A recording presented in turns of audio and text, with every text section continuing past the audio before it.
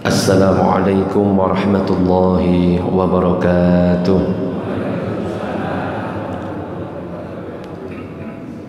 Bismillah walhamdulillah wassalatu wassalamu ala rasulillah Sayyidina Muhammad ibn Abdillah wa ala alihi wa sahbihi wa man walah. La hawla wa la quwata illa billah. Ma ba'du.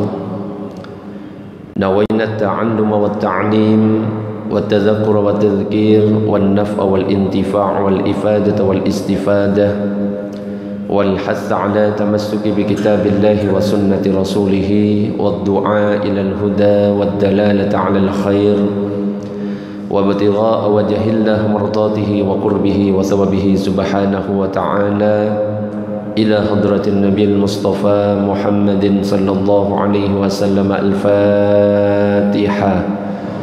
أعوذ بالله من الشيطان الرجيم. بسم الله الرحمن الرحيم. الحمد لله رب العالمين الرحمن الرحيم مالك يوم الدين. إياك نعبد وإياك نستعين. اهدنا الصراط المستقيم صراط الذين أنعمت عليهم غير المغضوب عليهم ولا الضالين. آمين. Para jamaah, Bapak Ibu yang dirahmati oleh Allah, alhamdulillah pada kesempatan pagi ini kita masih diberikan kesehatan oleh Allah, masih diberikan kesempatan untuk bisa melaksanakan salah satu kewajiban kita, yaitu sholat subuh. Lebih-lebih kita melakukan sholat subuh ini di awal waktu, dan ini adalah sebuah keutamaan tersendiri bagi kita. Sebagaimana dalam hadis yang diriwayatkan oleh Imam Abu Daud, pernah suatu ketika Rasulullah itu ditanya, Su'ila Rasulullah sallallahu alaihi wasallam ayyul a'mali afdal. Salah satu sahabat pernah bertanya kepada Rasulullah, ya Rasulullah, amalan apa yang paling afdal? Maka kemudian Rasulullah sallallahu alaihi wasallam itu menjawab, as-salatu fi awwali waqtiha, salat di awal waktu. Makanya kita berdoa bersama-sama, mudah-mudahan kita diberikan keistiqomahan untuk bisa melaksanakan sholat 5 waktu di awal waktu. Amin ya rabbal alamin. Apalagi yang kita lakukan ini adalah sholat subuh, sholat yang paling berat atas orang munafik. Gak usah kita pikirkan apakah dia kunut ataupun tidak kunut, tidak masalah. Karena rumusnya itu dikatakan in qanata fil fajri fahasanun.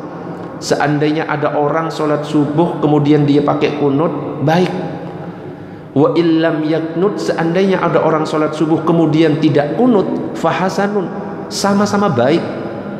Yang penting sama-sama sholat. Yang gak baik itu justru yang ribut masalah kunut gak kunut tapi dia tidak sholat. Bahkan kalau masalah kejadian atau kasus yang seperti ini, harusnya kita bisa mencontoh ulama-ulama terdahulu. Mungkin ada yang pernah kenal yang bernama Kiai Haji Idham Khalid. Pernah mendengar? Salah satu tokoh NU yang mana pada waktu itu adalah ketua umum PBNU. Kebetulan melakukan sebuah perjalanan bersama tokoh Muhammadiyah Buya Hamka. Perjalanan laut menaiki kapal laut, sehingga membutuhkan beberapa hari perjalanan, dan di situ ketika didirikan sholat subuh bergantian mengimami. Yang namanya orang NU, Kiai Haji Idham Khalid, biasanya di amalan sehari-harinya beliau itu kunut. Begitu juga dengan Buya Hamka, karena beliau itu tokoh Muhammadiyah, sehari-harinya beliau tidak kunut. Suatu ketika dalam perjalanan masuk waktu subuh, maka yang pertama kali ngimami itu Kiai Haji Idham Khalid. Ketika ngimami rakaat pertama berjalan, rakaat kedua, ketika sudah berdiri dari i'tidal sami Allahu liman hamidah, yang biasanya beliau itu kunut sehari-harinya, beliau tidak kunut, langsung sujud Allahu Akbar. Dan akhirnya setelah salam, Buya Hamka mendekati Kiai Haji Idham Khalid. Wahai Kiai, kenapa engkau kok tidak kunut? Kan biasanya sehari-hari Anda itu kunut. Apa jawaban Kiai Haji Idham Khalid? Jawabannya adalah, saya tahu di belakang saya ada Anda, Buya, maka saya menghormati Anda, saya tidak kunut. Itu seharusnya akhlak kita itu seperti itu. Begitu juga di hari kedua, di saat Buya Hamka menjadi imam sholat subuh, yang biasanya beliau itu kunut subuh, ternyata rokaat pertama jalan, rokaat kedua jalan. Ketika bangun dari ruku', sami Allahu liman hamidah, apa yang dilakukan Buya Hamka? Yang biasanya beliau tidak kunut, ternyata ngangkat tangan. Allahumma hdina fi man hadait wa afina fi man afait, sampai selesai. Wa sallallahu ala sayyidina Muhammadin nabiyil ummi wa ala alihi wa sahbihi wa sallam. Setelah selesai sholat, assalamualaikum warahmatullah, assalamualaikum warahmatullah, didatangi oleh Kiai Haji Idham Khalid. Wahai Buya, kenapa engkau kok malah kunut? Biasanya engkau nggak pernah kunut ketika sholat. Jawaban Buya Hamka sama dengan jawaban Kiai Haji Idham Khalid. Saya tahu di belakang saya ada Anda Pak Kiai, maka saya menghormati Anda, saya kunut. Kira-kira keren nggak kalau kayak gitu? Keren. Gak saling menyalahkan, cuma hanya kunut dan gak kunut sudah saling membid'ahkan, sudah saling menyesatkan, sudah saling neraka-nerakakan. Padahal ini cuma masalah sunnah. Kunut silahkan, gak kunut juga gak masalah. Dan ini juga pernah kejadian di zamannya Imam Syafi'i. Imam Syafi'i suatu ketika melewati sebuah perkampungan di mana kampung itu bermadhab Hanafi. Ya kita tahu kalau madhab Hanafi itu tidak mensunnahkan sholat subuh. Imam Syafi'i perjalanan melewati kampung itu bersama murid-muridnya, bersama santri-santrinya. Ketika masuk ke perkampungan itu kebetulan sholat subuh. Imam Syafi'i mampir untuk sholat subuh. Ternyata jamaah itu gak ada yang berani maju karena melihat ada sosok Imam Syafi'i yang masuk. Gak ada yang berani jadi imam. Maka pada akhirnya dipersilahkan Imam Syafi'i untuk menjadi imam bagi jamaah yang bermadhab Hanafi semuanya. Santri-santri yang ikut Imam Syafi'i sudah berbisik, wah ini akan menjadi catatan sejarah ini. Bisa-bisa jamaah yang hadir di sini yang bermadhab Hanafi diajak kunut semuanya sama Imam Syafi'i. Ternyata apa yang terjadi? Ketika sholat rokaat pertama jalan, rokaat kedua jalan, Imam Syafi'i ketika sami Allahu liman hamidah, Imam Syafi'i ini tokoh yang mengatakan kunut subuh adalah sunnah, sunnah abad. Artinya apa? Kalau lupa mengerjakan kunut dianjurkan untuk sujud sahwi. Itu Imam Syafi'i. Tapi ternyata ketika berada di area, di perkampungan yang bermadhab Hanafi, karena menghormati Imam Hanafi, beliau ternyata langsung sujud. Allahu Akbar. Selesai, assalamualaikum warahmatullahi, assalamualaikum warahmatullahi. Di perjalanan santrinya, muridnya mencoba bertanya, wahai imam, kenapa engkau kok malah tidak kunut? Bukankah engkau mengatakan bahwa kunut subuh itu sunnah? Iya, kunut subuh itu sunnah abad. Kalau memang kita lupa, kita dianjurkan untuk sujud sahwi. Tapi kita tadi sholatnya di perkampungan yang bermadhab Hanafi, saya menghormati Imam Hanafi, maka saya tidak kunut subuh. Kira-kira kalau misalkan seperti itu ulamanya keren enggak kira-kira? Keren, adem rasanya. Ya, enggak dikit-dikit nyalahkan cuma karena berbeda. Enggak masalah sebenarnya. Contoh lagi, misalkan ada tokoh Muhammadiyah yang kebetulan pada waktu itu adalah ketua umum Muhammadiyah yang paling lama, yang bernama Bapak Abdul Razak Fahruddin.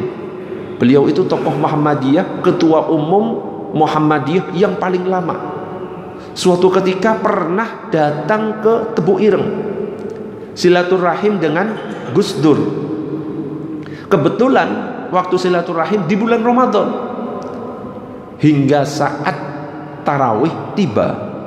Ya namanya Gus Dur, beliau itu ulama, juga Kiai Haji Abdul Razak Fahruddin sama-sama ulama. Gus Dur sebagai bentuk penghormatan kepada tamu mempersilahkan kepada Kiai Haji Abdul Razak Fahruddin untuk ngimami. Monggo Pak Kiai Abdul Razak Fahruddin menjadi imam sholat tarawih. Kita tahu kalau di Tebu Ireng kira-kira sholat tarawihnya berapa rakaat? Berapa Pak? Ya 23. Orang NU kan, ya bahkan kandangnya NU 23 rakaat. Kalau Kiai Haji Abdul Razak Fahruddin ketua umum Muhammadiyah biasanya tarawihnya berapa? 11. Namanya tokoh Muhammadiyah 11. Lo namanya orang alim, orang yang bijak ketika maju menjadi imam, bertanya kepada jamaahnya, para jamaah mau sholat 23 rakaat versi NU apa 11 rakaat versi Muhammadiyah? Ditanyakan kepada jamaahnya. Jamaah semuanya ratusan ribuan yang hadir di Tebu Ireng sepakat kompak menjawab 23 rakaat. Wah, ya, sebagai bentuk kebanggaannya 23 rakaat. Akhirnya siap, katanya Kiai Haji Abdul Razak Fakhruddin ngimami mulai. Tapi cara ngimami Kiai Haji Abdul Razak Fakhruddin ini seperti ketika ngimami saat ngimami di Muhammadiyah, pelan-pelan. Nah, kalau kita NU cepat gitu. Bismillahirrahmanirrahim. Alhamdulillahi rabbil alamin arrahmanir rahim maliki yaumiddin iyyaka na'budu wa iyyaka nasta'in ihdinas siratal mustaqim siratal ladzina an'amta 'alaihim ghairil maghdubi 'alaihim waladdallin. Amin. Itu kita. Lah, ini ngimami 23 rakaat ala Muhammadiyah lambat. Bismillahirrahmanirrahim. Alhamdulillahi rabbil alamin. Sudah bunyi kegelisahan jamaah di belakang itu sudah terasa. Kenapa? Baru dapat 8 rakaat itu sudah lamanya seperti sholat 23 rakaatnya NU plus tadarusnya selesai. Itu baru 8 rakaat. Ghairil maghdubi 'alaihim waladdallin. Amin. Kalau kita At-Takasur, betul. At-Takasur, Al-Asr. Ini enggak baca At-Takasur. Al-Baqarah ayat 1 sampai 20. Ya. Rakaat kedua 21 sampai 40. Ya, hingga perkiraannya 8 rakaat yang dikerjakan baru 8 rakaat. Itu ukurannya sama kayak orang NU sholat 23 rakaat plus tadarus sudah selesai. Akhirnya setelah selesai nyampe ke rakaat ke-8, Assalamualaikum warahmatullah. Assalamualaikum warahmatullah. Wis rame di belakang, gelisah orangnya. Waduh. Karena Kiai Abdul Razak Fakhruddin mendengar, noleh ke belakang. Para jamaah lanjut witir atau lanjut 23 rakaat. Kompak bareng-bareng. Witir Kiai, wes ya. Akhirnya dalam sejarah di Tebu Ireng, di kandangnya NU, ya, langsung jadi Muhammadiyah secara massal. Solatnya yang biasanya 23 rakaat jadi berapa? 11 rakaat. Okay. Setelah selesai Gus Dur maju. Kemudian ngambil mic, kemudian berkata, baru kali ini ya orang-orang NU di kandang NU dimuhammadiyahkan secara massal.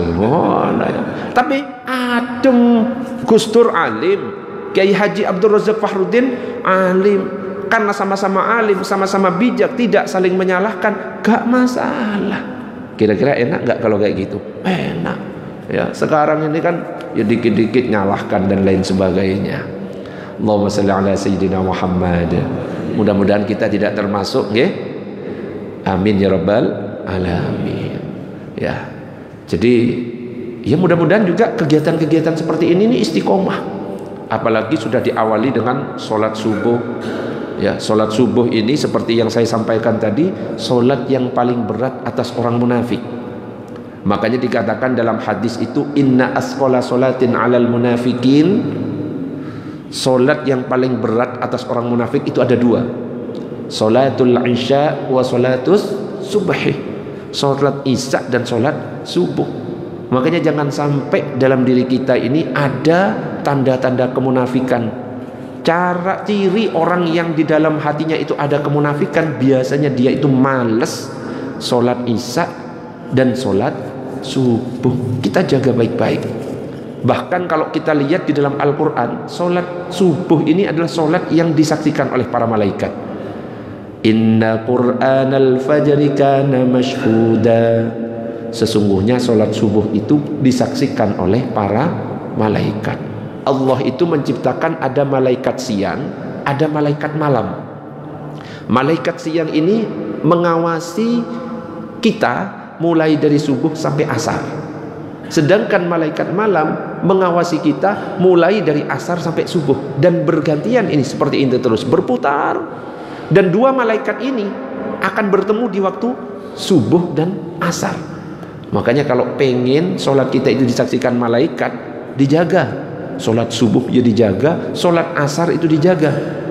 Makanya dalam sebuah hadis itu dikatakan man shallal bardain dakhalal jannah. Siapa yang sholat subuh dan asar, insya Allah dia masuk surga. Mudah-mudahan kita semuanya termasuk di dalamnya.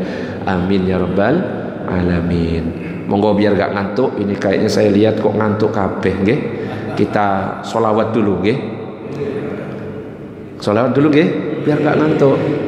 Maulaya sholli wa sallim da. Semuanya iman abada ala habibika khairil khalqi kullihim huwal habibul ladzi turja syafa'atuhu likulli hawlim minal ahwa limuqtahimi ya Rabbi bil Mustafa balligh maqasidana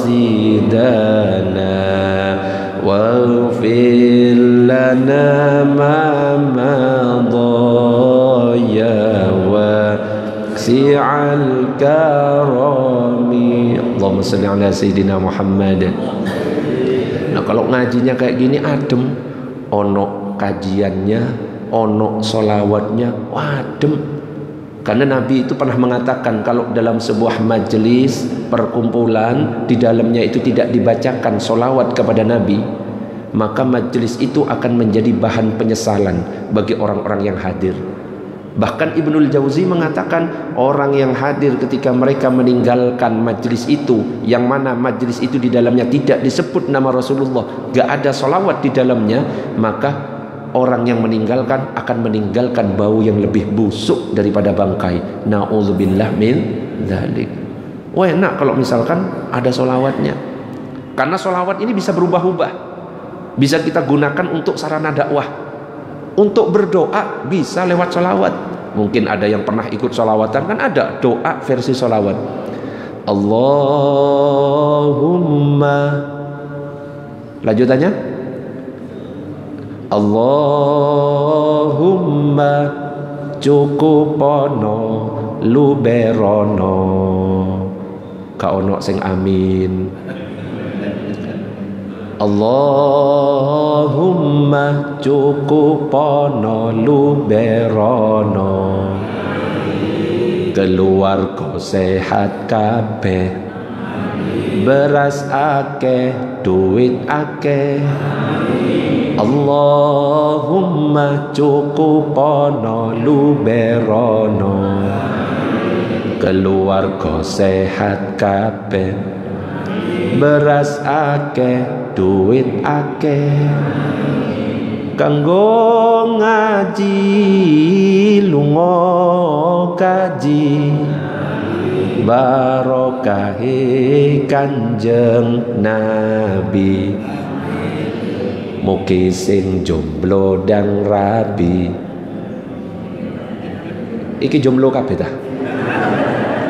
Ono sing aminnya malu-malu. Nggih. Ini khusus yang jomblo. Ganti aja nggih untuk anak-anak kita. Sing sekolah tambah pinter, besok gede dadi dokter. Sama-sama. Allahumma salli wa sallim ala sayyidina Muhammadin adada ma fi ilmillahi salatan daimatan bidawami mulkillahi salatan daimatan bidawami mulkillahi. Wah enak versi doa iso, okay? Versi ngawur juga bisa. Kayak di TikTok itu ada yang viral, okay? Coba dijawab, okay? Ada kayak gini. Bapak NU, Ibu Mus, yang kompak, okay? Muslimat. Coba di TikTok ini lagi viral. Bapak NU, Ibu Mus, kakak Ansor, adik Fatayat, tahlilane saben malam, mulih tahlilan podo gowo rahmat. Kok berkat sih? Berarti sama, wis. Sama kayak di TikTok. Ternyata tahlilan cuma nyari berkat, tahlilan nyari rahmat. Masyaallah, sama ternyata. Tak kira beda. Waduh, angel kalau kayak gitu itu. Lah iya, yang dicari itu rahmat, zikir, tahlilan, solawatan, rahmat yang dicari. La yaq'udu qaumun, tidak duduk satu kaum, yadhkurunallah, mereka zikir kepada Allah, illa haffathumul malaika wa ghasyiyatuhumur rahmah wa nazalat alaihimus sakinah wa dzakarahumullahu fiman indahu. Tidak duduk satu kaum zikir kepada Allah kecuali minimal 4 yang didapatkan. 1, malaikat mengelilingi mereka. 2, rahmat diberikan oleh Allah. 3, ketenangan turun. 4, Allah akan membangga-banggakan di hadapan para malaikat. Jadi apa yang dicari? Rahmat, butuh berkat. Waduh.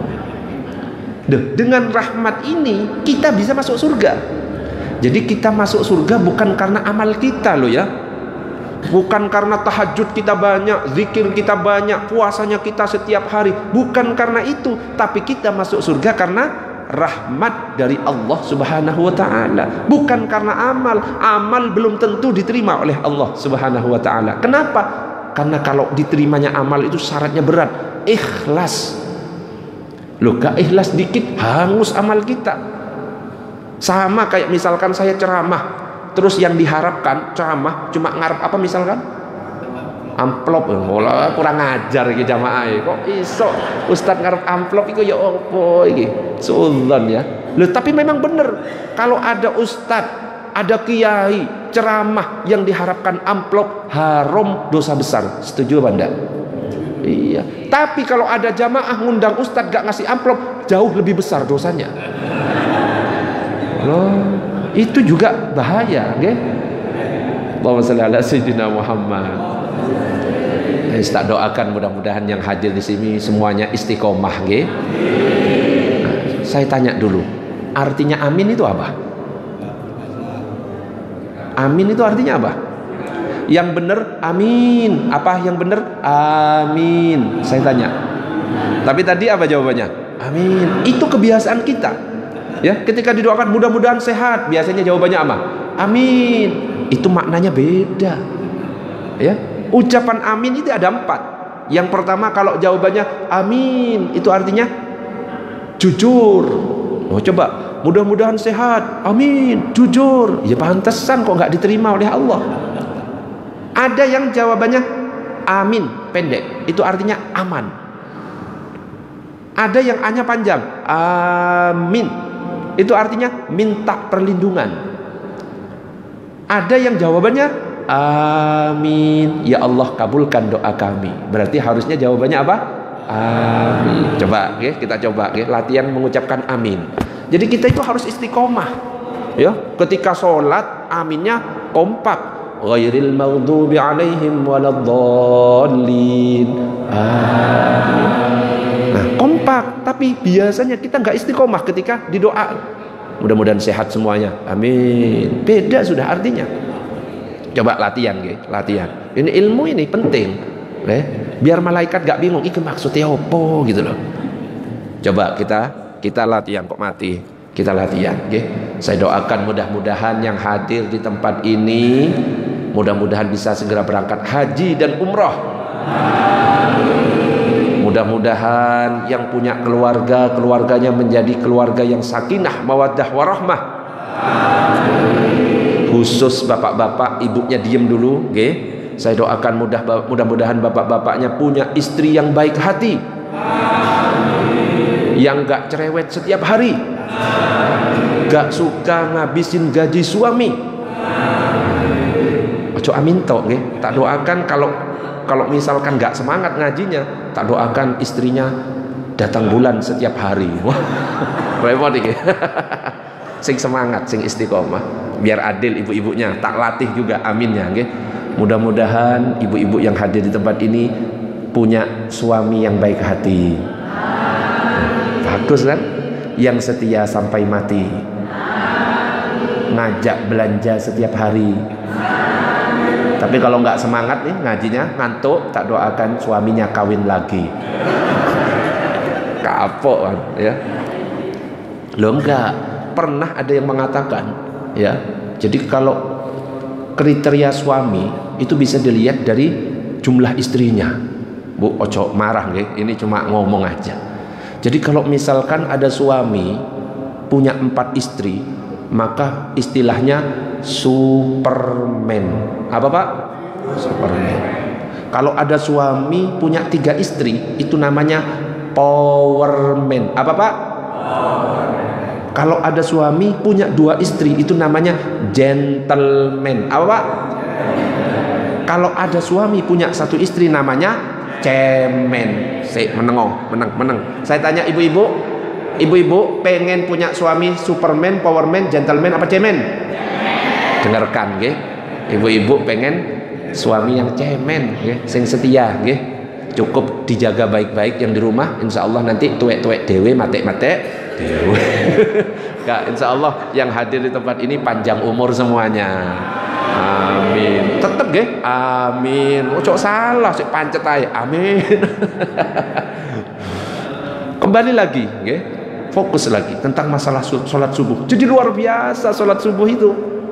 Apalagi kalau misalkan kita sebelum salat subuh kita awali dengan salat qobliyah subuh. Loh, punya keutamaan sendiri. Dalam hadis itu dikatakan rakaatal fajri khairum minad dunya wa ma fiha. 2 rakaat sebelum subuh, qobliyah subuh, itu lebih baik daripada dunia seisinya. Apalagi kita melakukannya berjamaah, loh, nambah lagi keutamaannya. Kita tahu dalam hadis itu dikatakan salatul jama'ati afdalu min salatil fadhi bi 27 darajah. Salat berjamaah itu lebih afdal, lebih utama daripada salat sendirian 27 derajat. Apalagi yang kita lakukan itu sholat isya dan sholat subuh, itu juga punya keutamaan. Coba ada hadis yang berbunyi seperti ini, man shallal isya'a fi jama'atin, siapa yang sholat isya berjamaah, faka'annama qama nisfal lail, maka seakan-akan dia itu sholat separuh malam. Wa man shallas subha fi jama'atin, siapa yang sholat subuh berjamaah, faka'annama shallal lail kullahu, seakan-akan dia itu sholat semalam suntuk. Coba ada enggak yang di sini yang mampu sholat semalam suntuk? Ada? Enggak ada. Wong sholat tarawih aja kadang-kadang ngelihat imamnya, waduh iki lambat, nyari musola. Itu pun saya ngambil yang cepat, ngambil 8 rakaat. Betul apa enggak? Ini kejadian saya pernah ngimami di Wage. Tidak saya sebutkan perumahan lengkapnya. Ngimami di Wage, saya tahu jamaahnya ini senang cepat. Saya cepatkan, saya sambung surat Al-Fatihah. Bismillahirrahmanirrahim. Alhamdulillahi rabbil alamin arrahmanir rahim maliki yaumiddin. Iyyaka na'budu wa iyyaka nasta'in. Ihdinas siratal mustaqim. Siratal ladzina an'amta 'alaihim ghairil maghdubi 'alaihim waladdallin. Amin. Setelah selesai, padahal wis cepat ini, Al-Ikhlas saja saya sambung. Qul huwallahu ahadun illahus samad, lam yalid wa lam yulad wa lam yakul lahu kufuwan ahad. Perkiraan saya ini sudah cepat, sudah banter. Setelah salam, assalamualaikum warahmatullah, assalamualaikum warahmatullah, dicolek di belakang. Ada orang sepuh tepat di belakang saya, langsung nyolek. Saya wis aduh kecepetan iki. Noleh saya. Mohon maaf Ustaz, kurang banter. Coba bayangkan, kurang banter. Saya kira Ustaz kecepatan, kurang banter Ustaz. Akhirnya saya tambah semangat. Saya berdiri, ya, ketika berdiri biasanya saya mengatakan softnya diluruskan, rapatkan soft. Saya ubah akhirnya. Para jamaah, siapkan SIM dan STNK, sabuk pengaman dipakai, helmnya juga dipakai, takutnya ditilang polisi. Akhirnya tak gitukan sekalian. Lah ini kenyataan di Wage saya ngimami. Ya, kita sholat aja cepet-cepet, beda dengan sholatnya Nabi. Kalau sholatnya Nabi 2 rakaat sebelum subuh baru selesai. Nabi kalau sholat, beliau itu kakinya sampai bengkak. Makanya Sayyidah Aisyah itu pernah bertanya, ya Rasulullah, kenapa engkau kok sholat sampai segitunya, kakimu hingga bengkak? Bukankah engkau ini seorang Nabi? Bukankah engkau seorang Rasul? Bukankah engkau sudah mendapatkan jaminan surga? Bukankah engkau sudah diampuni dosa-dosanya? Kenapa sholatmu sampai kakimu bengkak? Nabi jawabannya, afala akunu abadan syakura. Hei Sayyidah Aisyah, apakah nggak boleh kalau saya ini menjadi hamba yang bersyukur? Coba bentuk syukurnya Nabi, sholat hingga kaki bengkak. Oh, kita imam lama dikit dirasani, okay? Sampai nggak enak gitu jadi imam itu. Yo nggak enak loh jadi imam itu, tanggungannya besar.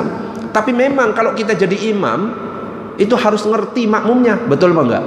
Betul. Kenapa? Makmumnya itu macam-macam. Ada yang sepuh mungkin nggak kuat berdiri lama, nggak kuat sujud rukuk lama. Ada yang pemuda, ya mungkin yang masih muda yang lagi kuliah pengen segera menyelesaikan tugas kuliahnya. Ada yang masih SD, SMP, SMA, ada PR mau harus segera dikerjakan. Ada anak kecil yang pengen segera main. Loh, jadi imam itu harus ngerti jamaahnya. Ojo cepet-cepet, ojo lama-lama, sing standar. Kelamaan yang dibaca, rakaat pertama surat Al-Baqarah, rakaat kedua surat An-Nisa. Insya Allah ketika salam, assalamualaikum warahmatullahi wabarakatuh, gak ada wong, gak ada orang itu, ya. Mas gak usah soalim. Kalau jadi imam, sesuaikan dengan kemampuan jamaahnya. Allahumma shalli ala sayyidina Muhammad.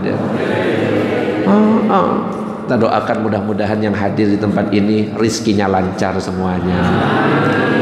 Okay. Pak, ini rumus, ya. Ibu-ibu nanti ingatkan bapak-bapak yang di rumah. Rumus supaya rizki lancar itu gampang. Okay. Bapak-bapak nanti kalau pengen berangkat kerja, lihat bagaimana cara istri tidur. Lihatin ketika malam itu tidur ya opo itu istri, ya. Nah, ini rumus ini, ya. Ojo suudzon dulu, saya kasih tahu. Jadi kalau mau berangkat kerja, lihatin istri saya tidurnya seperti apa.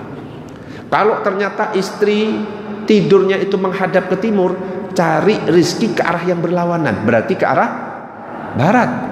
Ustadz, istri saya tidurnya ke arah barat, berarti cari berlawanan ke arah timur.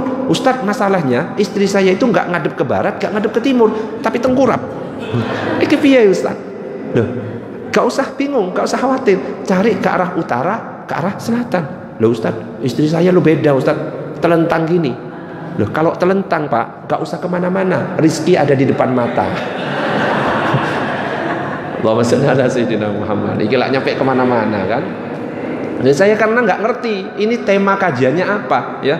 Gus Aftoni itu tim WA saya, Ustadz minta tolong diisi kajiannya. Loh jangan saya sungkan ngisi di sini karena di sini ada Profesor Zahro, ada Gus Aftoni. Saya itu kan bagian ya kampung-kampung sebelah sana aja. Sungkan saya tolak dipaksa. Ya sudah, karena dipaksa ya wes akhirnya ya ini ngeyel gak jelas gini ya. Tapi mohon dimaklumi ya, karena ya memang yang diundang itu agak lain ya. Mudah-mudahan sehat semuanya. Amin. Amin ya rabbal alamin. Jadi kalau bisa ya sholat di awal waktu, sholatnya berjamaah. Masya Allah, dijaga semuanya yang 5 waktu. Wong pernah ada salah satu sahabat Nabi itu datang kepada Nabi minta keringanan. Ya Rasulullah, saya ini buta, saya nggak ada yang menuntun untuk ke masjid untuk melakukan sholat berjamaah. Dalam riwayat yang lain dikatakan di perjalanan itu banyak binatang-binatang buas. Gimana kalau misalkan saya minta keringanan sholat di rumah? Nabi mengatakan oke, boleh. Ketika orang ini mau pulang, ternyata terdengar suara azan. Allahu Akbar, Allahu Akbar.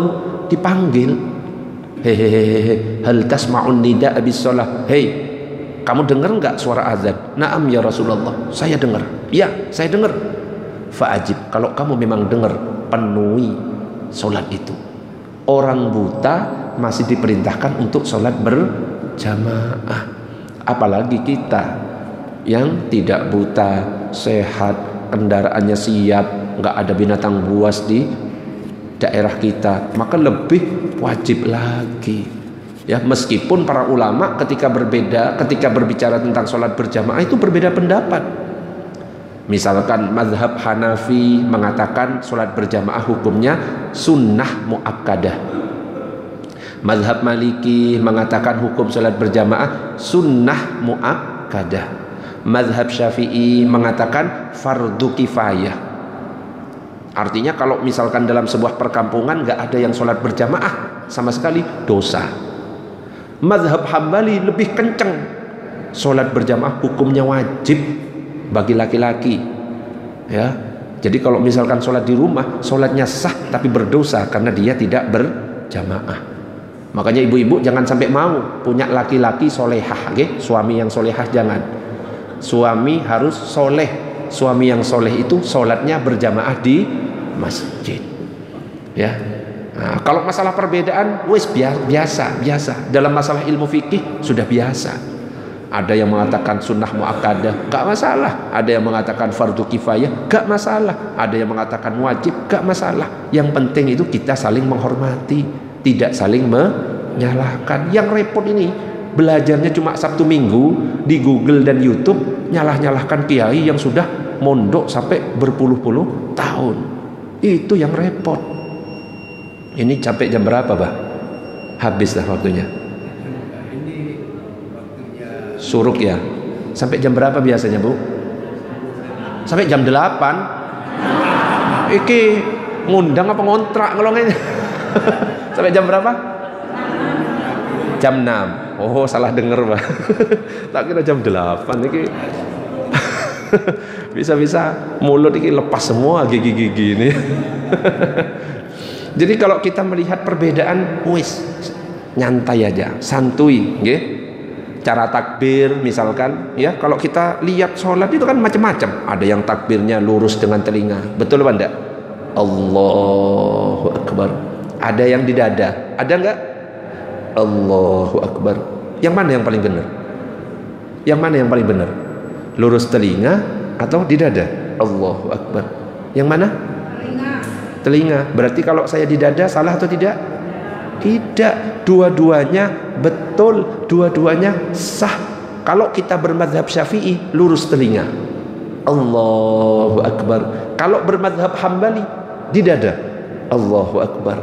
Bahkan saya pernah suatu ketika mampir di masjid pinggir jalan, ono sing diputar. Pernah lihat enggak? Allah. Pernah enggak? Untungnya cuma diputer, gak pakai dijilat, dicelupin. Itu bahaya kalau kayak gitu, diputer. Allah. Loh, saya bingung, iki mantan pendekar atau ya apa itu jurus-jurusnya saya ke bawah. Nah, kalau gerakan lebih dari 3, gerakannya 3 atau lebih, batal sholatnya. Okay? Hati-hati, apalagi masalah sholat. Nabi sudah mengatakan, "Shollu kama ra'aitumuni usolli." Sholatlah kamu sebagaimana kamu melihat aku sholat. Nabi nggak memutar, nggak pakai putar-putaran kayak gitu. Okay? Wis standar aja. Allahu Akbar. Sendekap pun lo macam-macam. Ada yang antara pusar dan dada, ada yang pas di atas pusar. Kalau yang di antara pusar dan dada, mazhab Syafi'i. Kalau yang di pusar bawah, mazhab Hanafi. Okay? Mazhab Hanafi dan Hambali. Ada lagi yang tidak sendekap, mazhab Maliki. Allahu Akbar.